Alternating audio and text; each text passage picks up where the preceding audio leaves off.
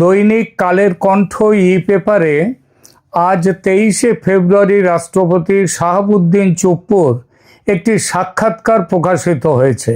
এই সাক্ষাৎকারটি পড়ে আমার মনে প্রশ্ন জেগেছে, রাষ্ট্রপতি হয়ে যেসব কথা আজ বলছেন তিনি, সেটা কিসের লক্ষণ?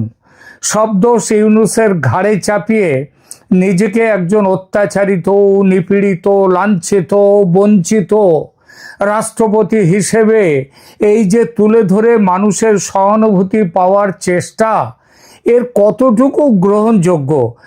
নিজের মুখে যা তিনি বলেছেন তাতে মোহাম্মদ ইউনূসকে অসভ্য, অত্যাচারী, আইন ভঙ্গকারী প্রশাসক হিসেবে মানুষ বেশি গালি দেবে, নাকি রাষ্ট্রপতি শাহাবুদ্দিনকে অযোগ্য, অপদার্থ, ভীরু, মেরুদণ্ডহীন রাষ্ট্রপতি হিসেবে বেশি গালি দেবে? যিনি প্রাণ ভয়ে কাতর হয়ে মোহাম্মদ ইউনূসের অসভ্য সরকারকে যা খুশি তাই করার সুযোগ দিয়ে গিয়েছেন বিনা প্রতিবাদে, তিনি এখন কান্নাকাটি করে এই যে নিজের অপরাধ মুছে দেওয়ার চেষ্টা করছেন, এটা কতটা গ্রহণযোগ্য? এই নিয়ে এখনকার প্রতিবেদন। আমার মনে হয় আপনাদের মনেও এ প্রশ্ন অনেকের মনেই জেগেছে। তবে প্রথমেই ডেসক্রিপশনে ন্যাকা চৈতন কথাটির ব্যবহার দৃষ্টিকটু লাগতে পারে অনেকের কাছে, তাই একটু কারণ দর্শাই।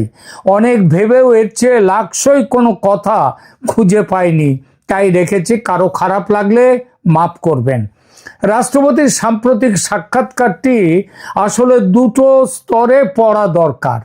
তিনি কি বর্ণনা দিচ্ছেন ঘটনার, এটা প্রথম। আর দ্বিতীয় হচ্ছে সেই প্রেক্ষাপটে সাংবিধানিক ও নৈতিকভাবে তার নিজের ভূমিকা কতটা গ্রহণযোগ্য ছিল। রাষ্ট্রপতি নিজের ভাষায় কি ঘটেছে? কালের কণ্ঠকে দেওয়া সাক্ষাৎকারে শাহাবুদ্দিন বলেছেন, অন্তর্বর্তী সরকারের 1.5 বছর তাকে পুরো অন্ধকারে রাখা হয়েছিল এবং রেখেছেন প্রধান উপদেষ্টা মোহাম্মদ ইউনূস। তিনি বারবার সংবিধানের বিধান মানেননি ইউনূস। বিদেশে গেছেন 14-15 বার, কিন্তু একবারও তাকে আনুষ্ঠানিকভাবে জানাননি, ফিরে এসে দেখাও করেননি।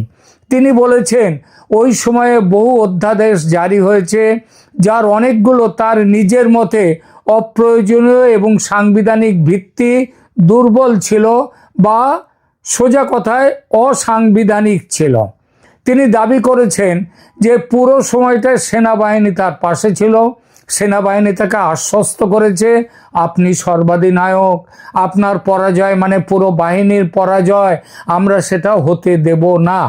একই সঙ্গে তিনি আবার ভবিষ্যতের মুখ চেয়ে উল্লেখ করেছেন, বিএনপির শীর্ষ নেতৃত্ব ও তারেক রহমান সংবিধানের ধারাবাহিকতা রক্ষায় তার পাশে ছিল। এমনকি তারেক রহমানের ব্যক্তিগত প্রশংসাও তিনি করেছেন তার এই সাক্ষাৎকারে। এর আগে 2025 সালের ডিসেম্বরে রয়টার্সকে দেওয়া সাক্ষাৎকারে, যা প্রথম আলো, গ্লোবাল টিভি ইত্যাদি মাধ্যমে এসেছে, সেখানে তিনি অভিযোগ করেছিলেন ইউনূসের নেতৃত্বাধীন অন্তর্বর্তী সরকার তার প্রেস বিভাগকে সরিয়ে দিয়েছে। তিনি কাউকে একটা চিঠি লিখতে গেলে, কাউকে কোনো উত্তর দিতে গেলে সেটাও তিনি পারেন না। বিদেশি মিশন থেকে রাষ্ট্রপতির ছবি নামিয়ে দেওয়া হয়েছে, তিনি চিঠি লিখেও কোনো সাড়া পাননি। এতে তিনি অপমানিত, কণ্ঠরুদ্ধ বোধ করছেন।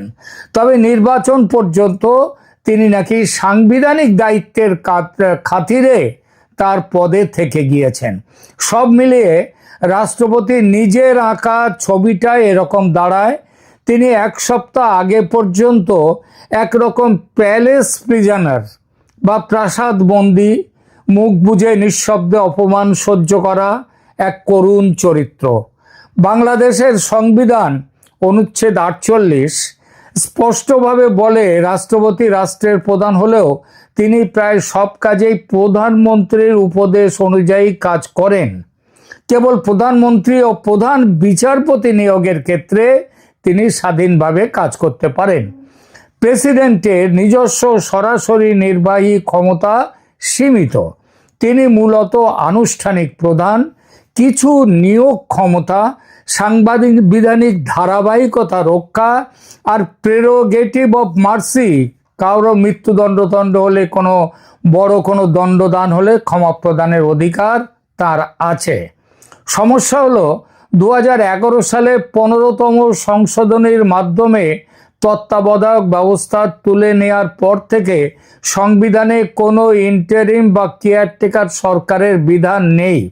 2024 সালে জুলাই আগস্টের উত্তাল ছাত্র জনতার আন্দোলন আর শেখ হাসিনার আকস্মিক দেশত্যাগের পর যে আন্তঃকালীন সরকার গঠিত হয় সেটা নিজেই সংবিধান বহির্ভূত বা এক্সট্রা কনস্টিটিউশনাল, অর্থাৎ সংবিধানের ধারায় এসব লেখা নেই, লেখা ছিল না।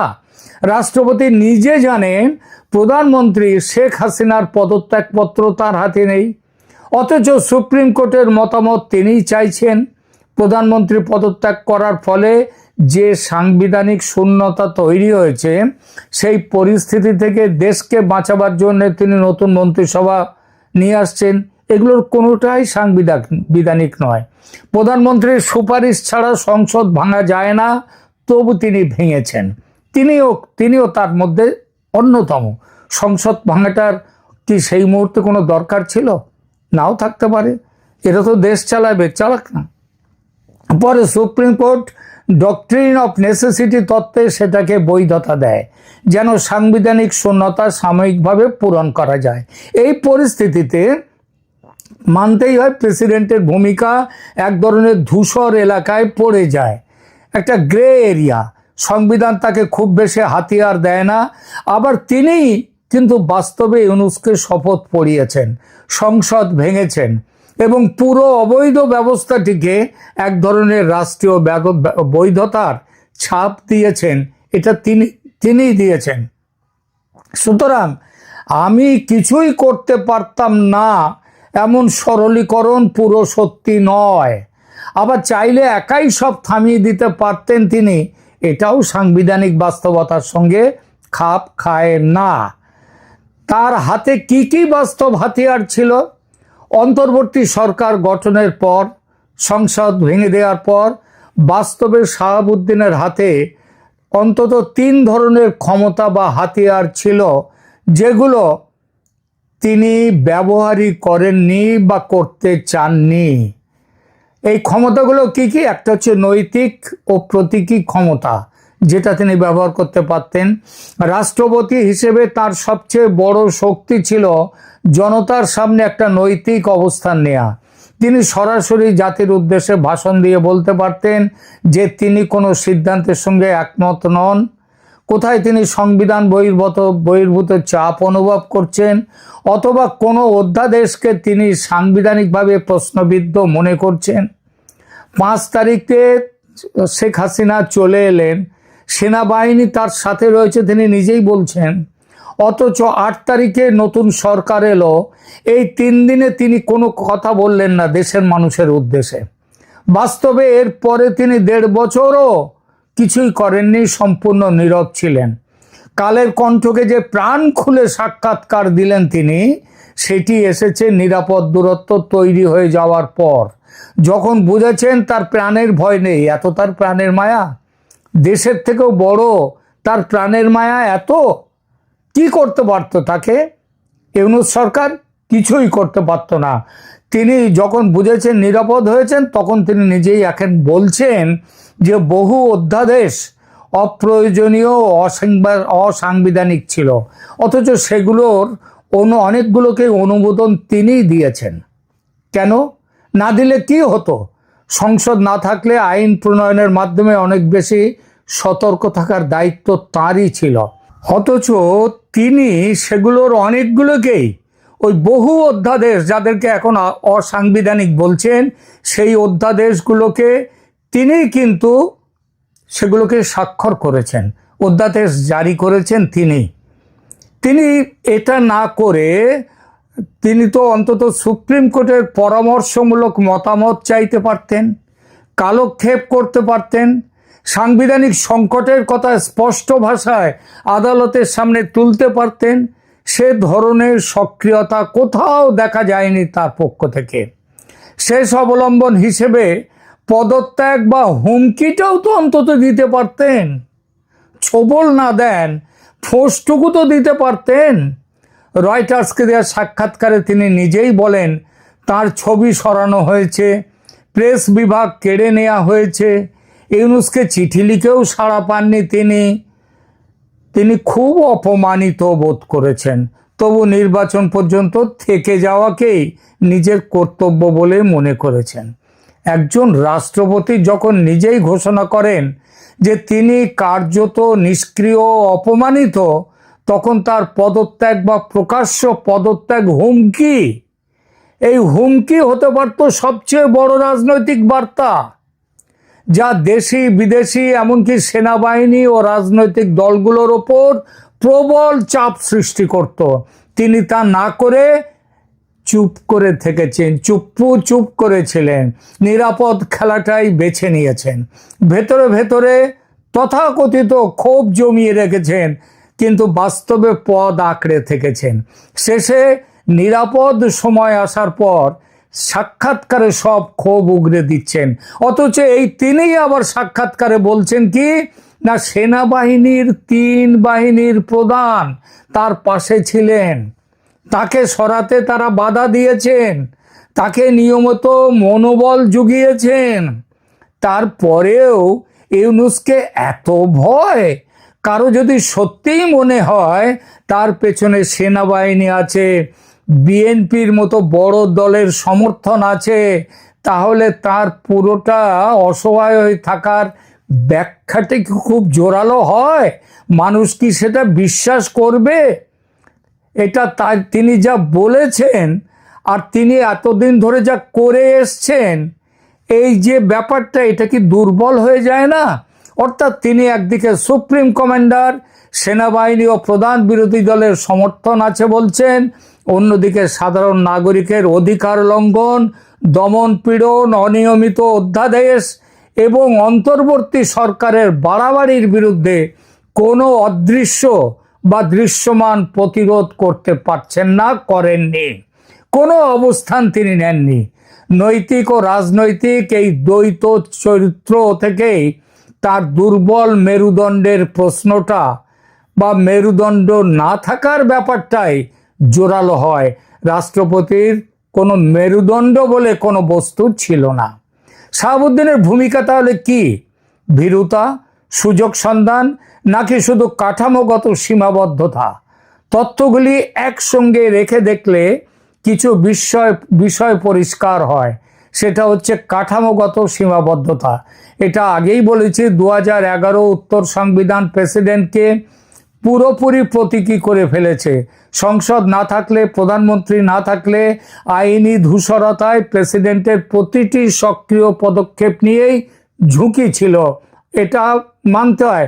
বিশেষ করে সেনাবাহিনী, ছাত্রনেতা, বিদেশি শক্তি সব মিলিয়ে এক বহুমাত্রিক শক্তির খেলা খেলেছিল তখন। তাই তাকে সব ক্ষমতাধর রাজার মতো কল্পনা করা অতি সরলীকরণ। প্রতিদিনের দমন, পীড়ন, মানবাধিকার লঙ্ঘন, অতিরিক্ত বল প্রয়োগের প্রত্যক্ষ দায় পড়ে রাষ্ট্রপতির নয়, প্রধানত চালকের, সরকার যে সেই সরকারের ওপর। কিন্তু নৈতিক ও রাজনৈতিক সাহসের ঘাটতির দায় রাষ্ট্রপতির ওপরেও আসে। তিনি নিজেই বারবার বলেছেন অনেক সিদ্ধান্তে তার আপত্তি ছিল, তিনি অপমানিত হয়েছিলেন, তার ছবি সরানো হয়েছে, তার কণ্ঠ রোধ করা হয়েছে। যদি সত্যি তাই হয়, তাহলে তার নীরবতা এবং পদ আঁকড়ে থাকার সিদ্ধান্তকে অন্য কিছু বলা কঠিন। এটা ন্যূনতম নৈতিক সাহসের ঘাটতি, এক ধরনের ভয়ঙ্কর ভীরু সমঝোতা। রাষ্ট্রের সর্বোচ্চ আনুষ্ঠানিক পদে থাকা একজন মানুষের কাছ থেকে নাগরিকরা আশা করেন তিনি অন্তত নিজের গলায় থাকা হালকা স্বরের যে মাইক্রোফোনটা আছে তার সদ্ব্যবহার করবেন। শাহাবুদ্দিন সেটা পুরোপুরি বন্ধ রেখেছেন 18 মাস। পরবর্তী সময়ে এখন এসে দায় ঝেড়ে ফেলার প্রবণতায় মুখ খুলেছেন। কালের কণ্ঠের সাক্ষাৎকারে তিনি এখন স্পষ্ট করে সব দায় ইউনূসের কাঁধে চাপিয়ে দিচ্ছেন। ইউনূস সংবিধানের বিধান মানেননি, অনেক অধ্যাদেশ অপ্রয়োজনীয়, আমাকে অন্ধকারে রেখেছেন ইত্যাদি। কিন্তু ইতিহাস যারা রচনা করবেন তাদের জন্য প্রশ্নটা থাকবে, যখন এসব চলছিল তখন আপনি রাষ্ট্রপ্রধান হিসেবে কি করেছেন? কাকে সতর্ক করেছেন? কোন অধ্যাদেশে সই দিতে কি অস্বীকৃতি জানিয়েছিলেন আপনি কেন সুপ্রিম কোর্টের কিংবা আইনজ্ঞদের তাদের মতামত চাননি? কেন জাতির উদ্দেশ্যে কোনো ভাষণ দেননি? কোথায় প্রকাশ্যে দাঁড়িয়ে বললেন, আর এখন বলছেন কি আমি এই পথে যেতে পারি না? কোথায় প্রকাশ্যে দাঁড়িয়ে কি একবার বলেছেন আমি এগুলো করব না? আপনি তো বলেননি। আমার ছেলেবেলার পাড়ায় এক বিখ্যাত মাতাল ছিল, কার্তিক দা। কোনো এক কারখানায় কাজ করত, মাঝরাতে বাড়ি ফিরে বউ ঠ্যাঙাতো। তখন কিছুক্ষণ তাদের বাচ্চারা চেঁচাতো, আর কার্তিকদার বউ ঘণ্টাখানেক খুব ডুকরে ডুকরে কাঁদত। একদিন রাতে যথারীতি কার্তিকদার গলা পেলাম, মানে মদ খেয়ে বাড়ি ফিরেছে। শুরু হলো তার হম্বিতম্বি, তারপরে হলো বাচ্চাদের চিৎকার। যথারীতি বুঝতে পারলাম বউকে মারবে কিংবা কিছু একটা হচ্ছে, মারামারি মানে বউকে মারা। কিন্তু সেদিন সবাই যখন আশেপাশের বাড়ির সবাই যখন বউয়ের চিৎকার করে কান্না শোনার অপেক্ষা করছে, তখন হঠাৎই কান্না কার্তিকদার। তার বউয়ের কোনো কান্না নেই, কার্তিকদার কান্না। ওরে বাবা, মেরে ফেললো রে, বাঁচাও বাঁচাও, কে কোথায় আছো বাঁচাও। বাঁচানোর লোক তো বস্তি এরিয়া ছিল পাশেই, বাঁচানোর লোক সব কাছে পিঠেই ছিল, তারা ছুটে গিয়ে বাঁচালো। পরে জেনেছিলাম কার্তিকদার বউ সেদিনের অত্যাচার সহ্য করতে না পেরে তৈরি ছিল। কয়লা ভাঙা যেই মারতে এসেছে, কয়লা ভাঙা হাতুড়ি দিয়ে মেরেছে এক গা। মাথায় পড়েনি, হয়তো মাথায় মারতেও চায়নি।